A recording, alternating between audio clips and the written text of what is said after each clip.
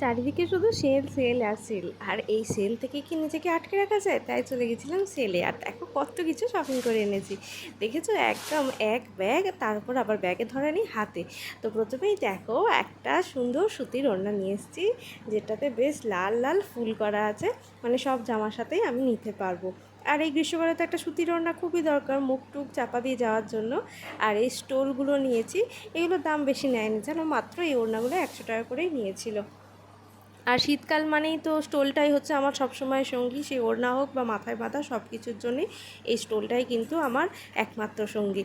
আর তারপরে কর্তামশাইয়ের জন্য নিয়েছি এই সুন্দর একটা হাফ প্যান্ট, আর এই দেখো ছাপাছুপি জামা একটা নিয়েছি, কারণ খুব শীঘ্রই আমাদের একটু ঘুরতে যাওয়ার প্ল্যান আছে, তার জন্য এরকম একটু ছাপাছুপি জামা আর এই হাফ প্যান্টটা নিয়েছি। কেমন হয়েছে বলো। আর বাড়ির দুই পুচকে সদস্যের জন্য কিছু নেব না তা বললে কি হয়, তার জন্য দেখো এরকম কিউট কিউট দুটো জামা প্যান্টের সেট এনেছি। কি সুন্দর লাগছে না সাদার উপর এই সবুজ দিয়ে কাজটা, তো আমার খুব ভালো লেগেছে, আর ফুটেছেও খুব সুন্দর। আর এই যে আরেক পুচকির জন্য এই যে এই আকাশি রঙের গেঞ্জি আর প্যান্টটা নিয়ে এসেছি, আসলে গ্রীষ্মকালে পরেও আরাম পাবে সেই জন্য। আর এই যে আরও নিয়েছি কর্তামশাইয়ের জন্য দুটো ফর্মাল প্যান্ট, আর আমার জন্য এই প্লাজো সেটটা।